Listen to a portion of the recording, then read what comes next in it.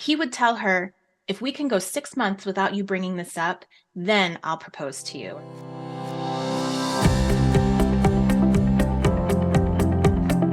Welcome to From Betrayal to Breakthrough. I'm Dr. Debbie Silber, and today's guest is Dr. Zoe Shaw. Dr. Zoe is a licensed psychotherapist, author, motivational speaker, podcast host, life coach, and fitness fanatic. She's a mom to 5 and a wife. She's passionate about helping women who struggle in difficult relationships, especially those sometimes difficult relationships they have with themselves. After 15 years in traditional psychotherapy practice, Dr. Zoe jumped off the couch and now helps women using a different modality with a mix of virtual therapy, coaching services, and programs through a lens of psychology, faith, and a dash of feminism, designed specifically for women struggling in difficult relationships. So maybe you heard the saying, always a bridesmaid, never a bride, but have you heard the term forever fiancé? What is that? And how do you know if you are one? How is that linked with codependency and fear? We're taking it all on during this very insightful conversation with Dr. Zoe Shaw. You're going to love what she shares. Here we go.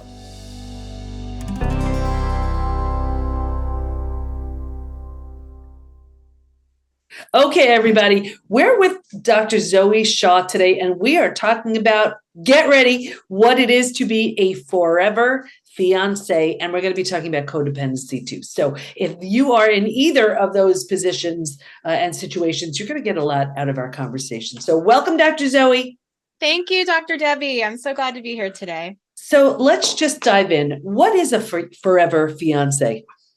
Yeah, I'm glad you asked that question. So my definition of forever fiancé is a woman who has had a relationship with a guy, they get engaged, and a year later, there's still no date. It's just blurry. She's not really sure what's going on. Things just continue to get put off a year or two later. That's when she's starting to enter the territory of forever fiancé. Okay. And we have, mixed couples and everything going on. So this could be, whatever gender or whatever. So, and I also want to make a point that is when the person wants to get married, that they are expecting a date to be set, because sometimes, honestly, some people get engaged without a real intention of getting married.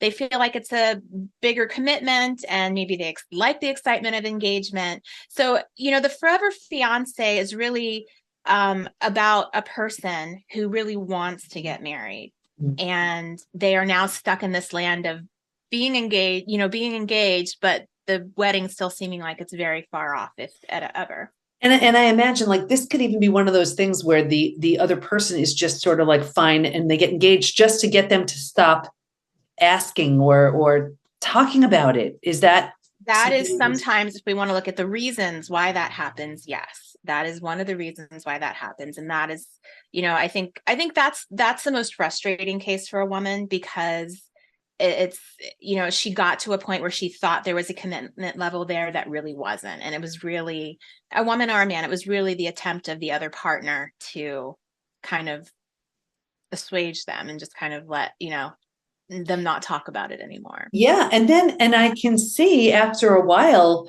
you're sort of in this weird limbo place. I just got this visual of, this is going to show you how old I am, but like being on hold, right. Right. Yes. You're just like on the phone and you're just on hold. And it's like, wait a second, what am I supposed to do now?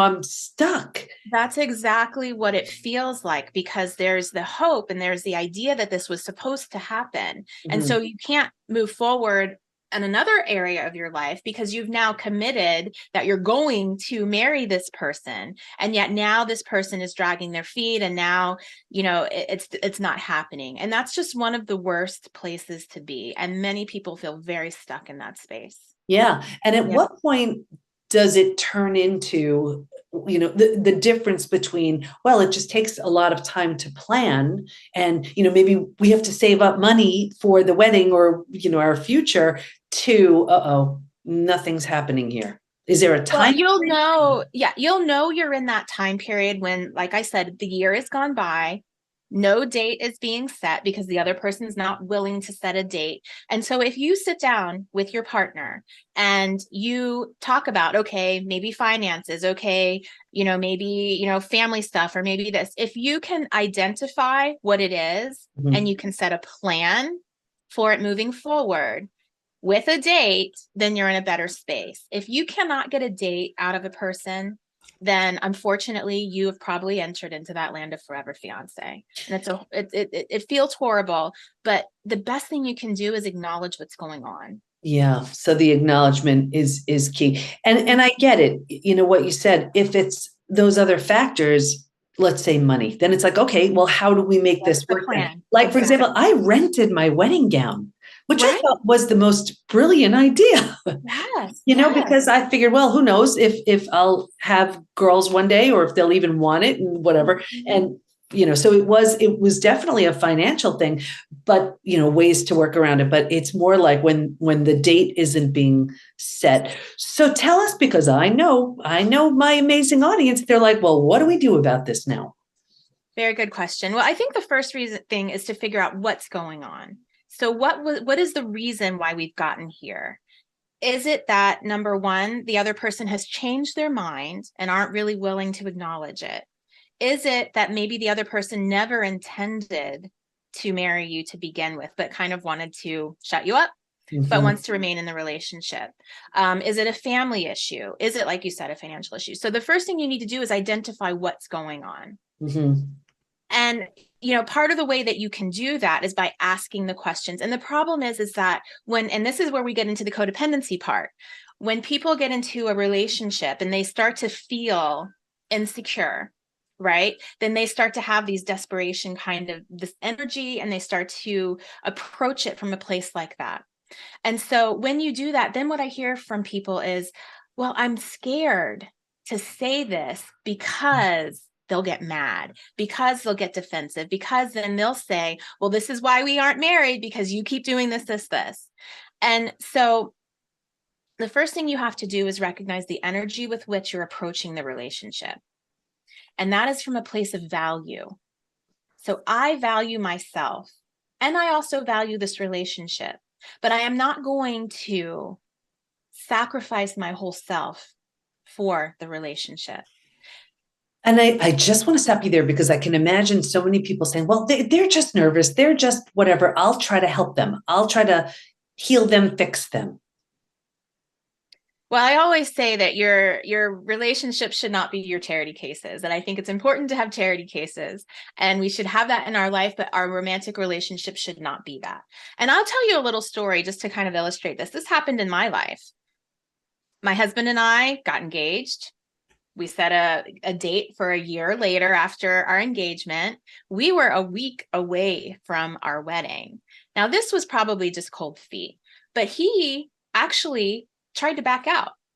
He thought, I'm not ready. I don't think I can do all the things.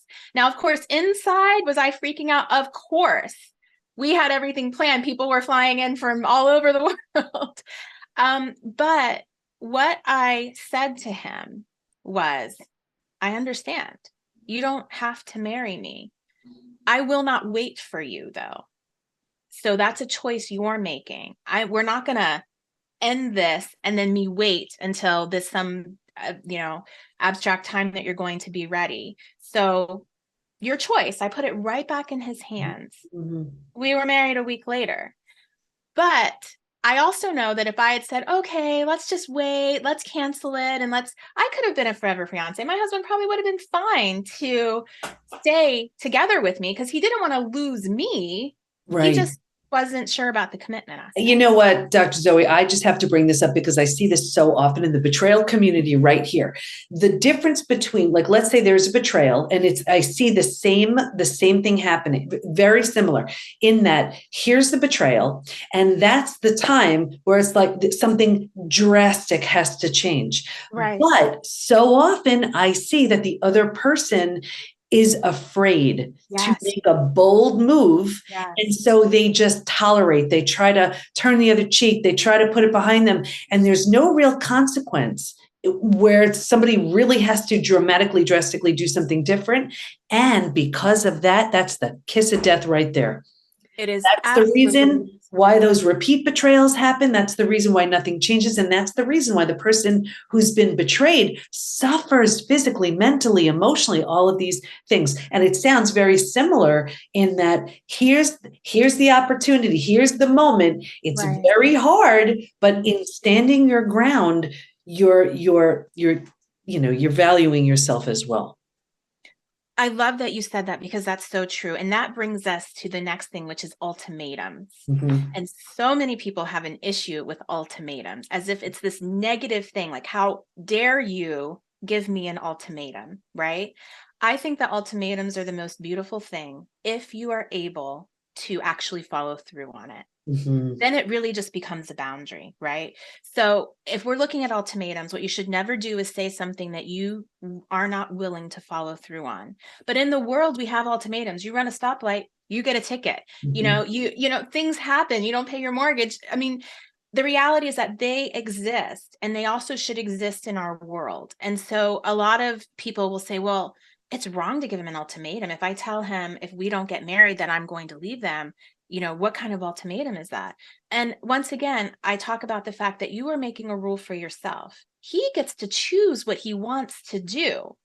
You are choosing how you want to live your life. And if it is important to you to be married, that matters.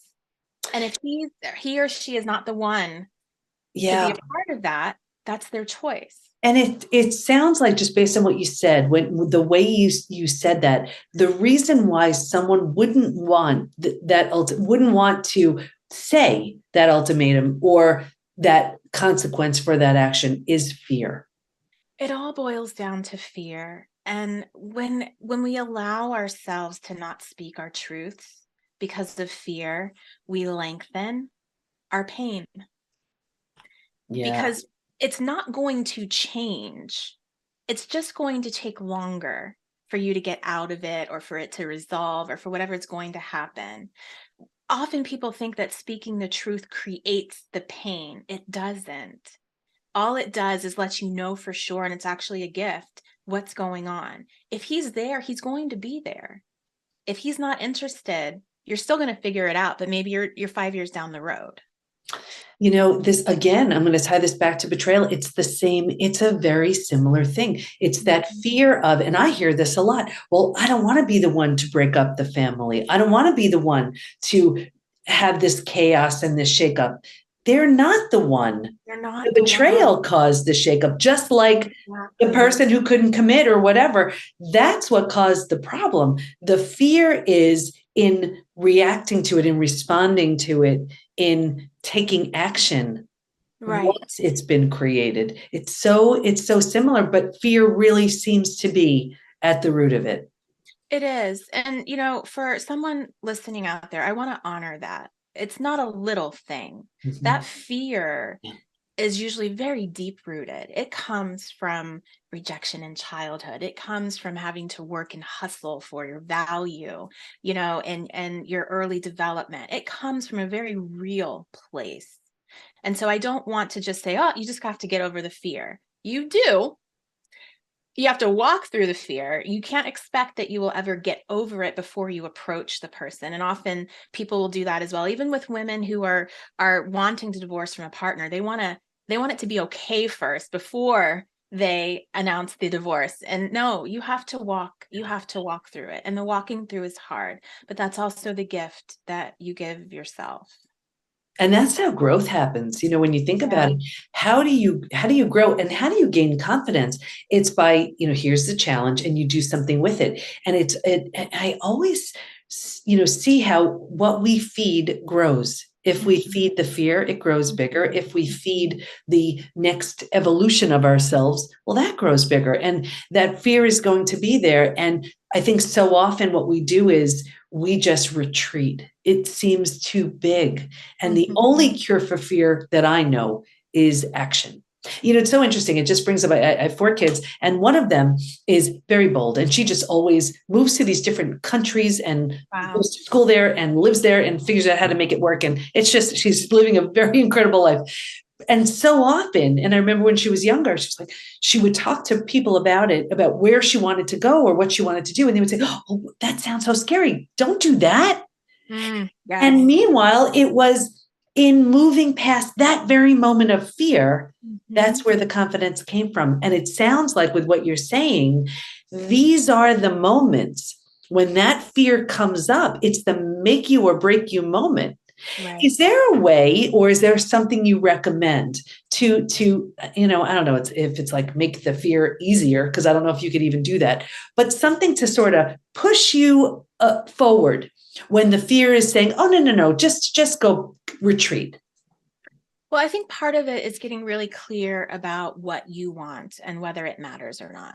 Because also, what I've heard is a lot of people in this situation get into a place of other people saying, well, why are you pushing it? Or, just wait and see what happens. Or marriage is just a piece of paper. And people start to doubt themselves. And so when you're doubting yourselves, it makes the fear even bigger because you wonder, am I making a mistake? Should I just be okay with what is? And that comes back to questioning yourself. So I think you really need to write down what is important to me? What is my priority? Why is it a priority? And learn how to honor that, regardless of what anybody else's is, because it's okay if your partner's priority is not marriage. But it also means that maybe you guys are not the people for each other. And so that's the thing that you have to really start to really go deep and figure out your priorities and value and honor them. And it helps you stick up for yourself when you're very clear about what it is. Yeah, and it's so true. We're so swayed by the people we speak with. Here's where you have to be so careful who you share your information with, because it's coming from their lens. Like, think about it. Let's just say it's your partner, and you that person isn't setting the date or whatever. And then imagine it's your future mother-in-law. And so you speak to her about it, and she's like, oh, don't worry, don't worry. From her lens, she just wants to give her child space. And so Yeah. it's so, or your friends who maybe have had a bad experience with marriage or whatever, they're like, oh, no, no, Right. don't. So you can really see how it makes so much sense to be so careful who you Yeah. speak with like this, because especially if you're on the fence, those naysayers, those doubters will confirm every fear you have. But Dr. Debbie, sometimes it's the partner. Mm. And that's another issue. I had a client this was a guy that was never going to marry her, but he kept stringing her along because he really enjoyed being in the relationship with her. And he would tell her, if we can go 6 months without you bringing this up, then I'll propose to you, or then we'll set a date, I think is what it was, because he had already proposed.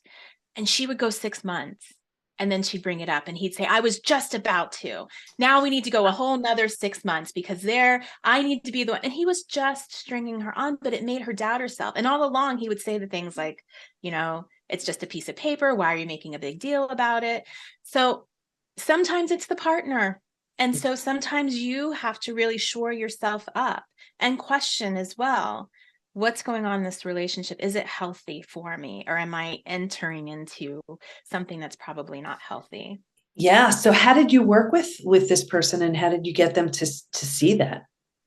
Well, she eventually got out of the relationship and she is now in a healthy dating relationship, but she had a lot of fear because she was 33 or something, and her biological clock was ticking and all of those things. And it was really a lot of talking about her priorities. We looked at red flags. We Mm. looked at what her priorities were in a relationship. We looked at his history. One thing I always tell people is that when people tell you who they are, you've got to believe them. We know that's a quote, but it's really true.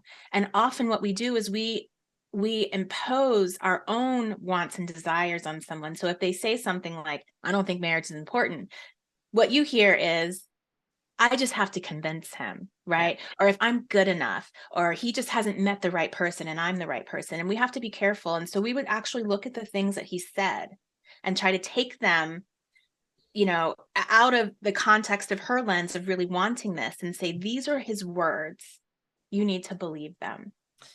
And, this reminds me of, I remember years ago working with someone who she was married and she desperately wanted children and he didn't. Now, he was honest from the beginning that he did not want Yes, kids. And she was convinced she would change him. of And course. all she did was just get older. It Mhm. nothing changed. And then, you've invested years into this relationship and like nothing is happening. So let's go back to codependency now, because I see that so often in relationships. Take us into a relationship where there's a lot of codependency there, whether on one side, both sides, and what can someone do to recognize it, do something about it? Yeah. So, one of the hallmarks of codependency is this idea of if he or she, my partner, is upset, sad, angry, we are. It's this inability to separate your own emotions from the others, which also then creates an inability to separate your own desires, wants, your own kind of just independence from the other person. And that plays out in your life. And so let me go back because I want to talk about something that people can do or are possibly doing if they are in this forever fiance kind of situation that is hurting them. And Mhm. this does kind of go into the codependence. So when you are in a forever fiance situation, what often happens is you become the spouse. You act like a spouse when you're not. So people will buy houses together with this idea that, okay, if we buy a house, then he'll commit or she'll commit, right? People will have children together with the idea that that will make the person commit. People will create businesses together. People will, become the wifey or the husband kind of person. And actually what that does is reduces the partner's desire or motivation to marry you because you are already doing all the things. And that is really hard for people to pull themselves out of that when they've gotten themselves into that very codependent type situation. I won't call that interdependence. It's interdependence when you have a reciprocal commitment. But when you don't, it's you trying to bend over backwards and create a pretzel to be what that person wants you to be so that hopefully they will accept you in the way that you want.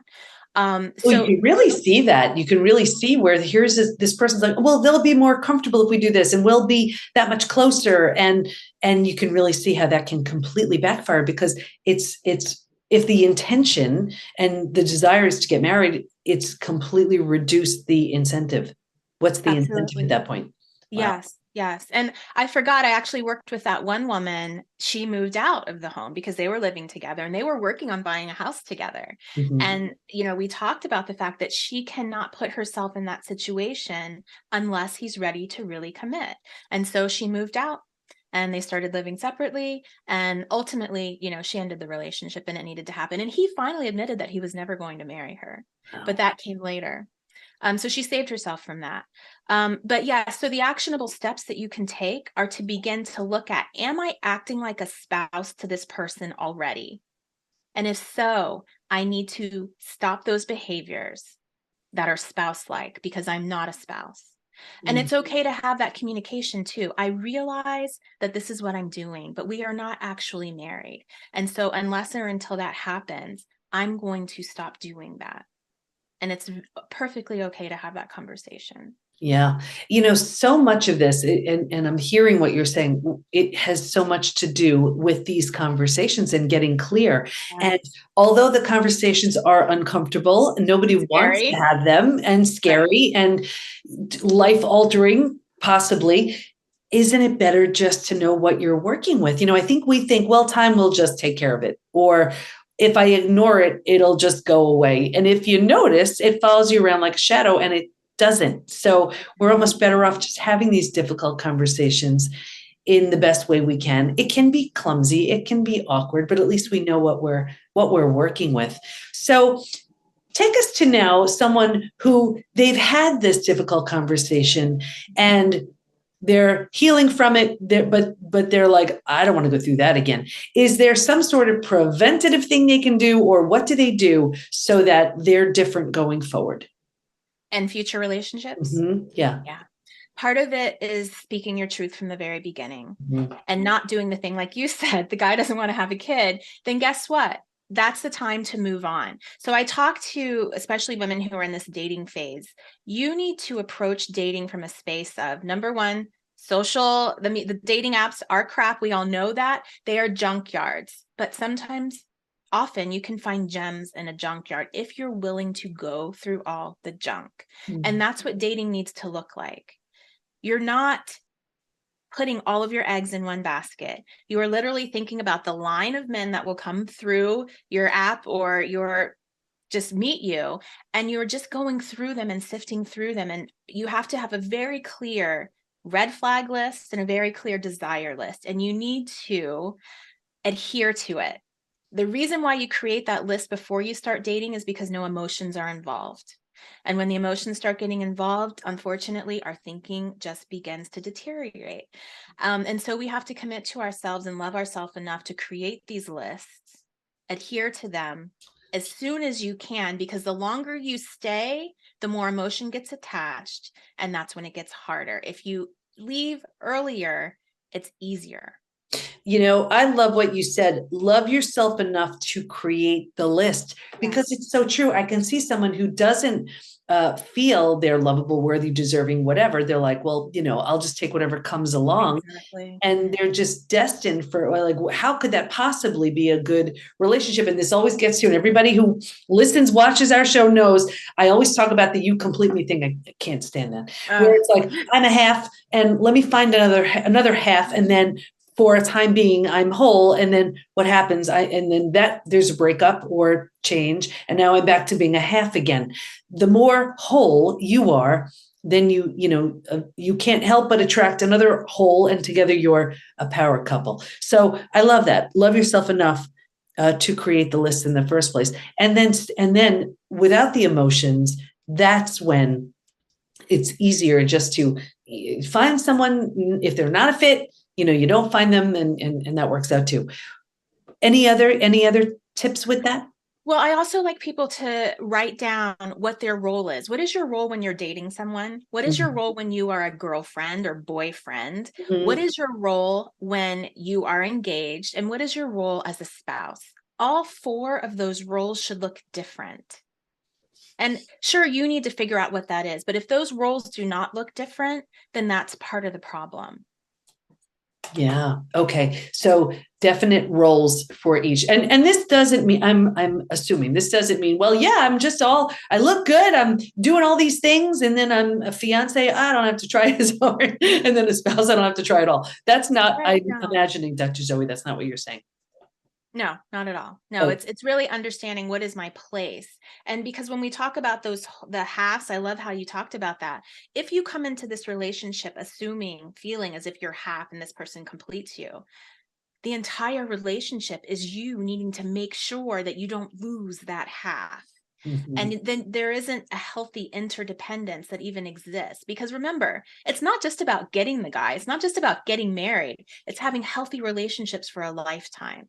And so, yes, you have to be whole as much as you can and as healthy as you can, and working on that journey to come to the marriage in a healthy way. Right. Oh, that makes so much sense. And the healthier we are going into it, in knowing who we are and knowing the value we bring, just the better quality person we attract anyway.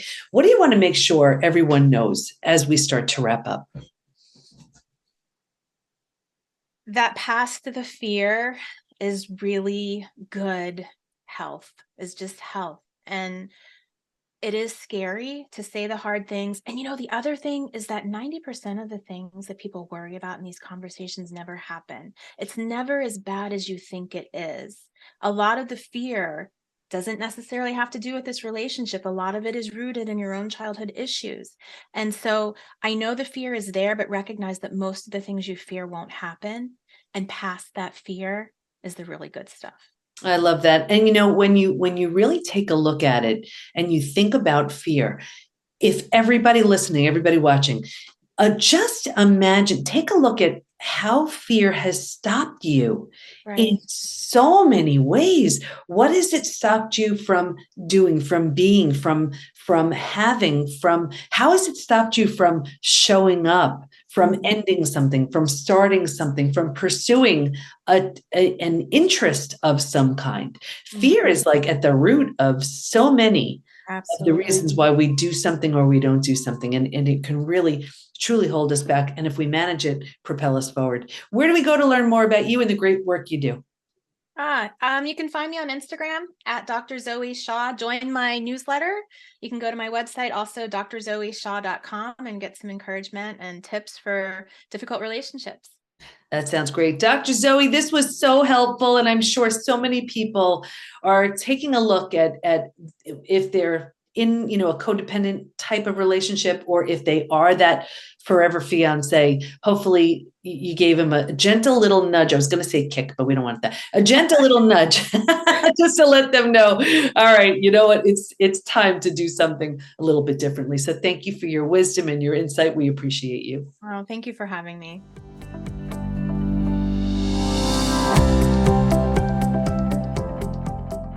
So much of what we do and don't do is based on fear. And as Dr. Zoe says, fear lengthens our pain. And she's right. It doesn't change anything, just delays the inevitable. Stay in touch with Dr. Zoe by following her on Instagram at Dr. Zoe Shaw. And we'll have all of her information in the show notes at thepbtinstitute.com/podcast. Here's my biggest takeaway.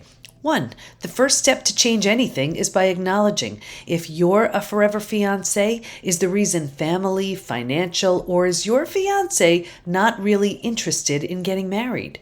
2, recognize the energy of both of you and come from a place of value. As Dr. Zoe says, your relationship shouldn't be a charity case. 3, give an ultimatum and follow through. An ultimatum isn't necessarily a bad thing. It's for both of you. 4, find out what's important to you. What are your priorities? 5, are you acting like a spouse already? It may be confusing for you both. 6, speak your truth and love yourself enough to create the list of what's important to you and don't settle. Lots of gems there. And if there's an unhealed betrayal that's getting in your way of feeling like the amazing person you are, let us help. Go to thepbtinstitute.com and join us for the only space to heal and transform physically, mentally, emotionally after betrayal. All research-based, predictable, and proven to move through the 5 stages from betrayal to breakthrough. Thanks for listening. Can't wait to be with you next time. And here's to your breakthrough.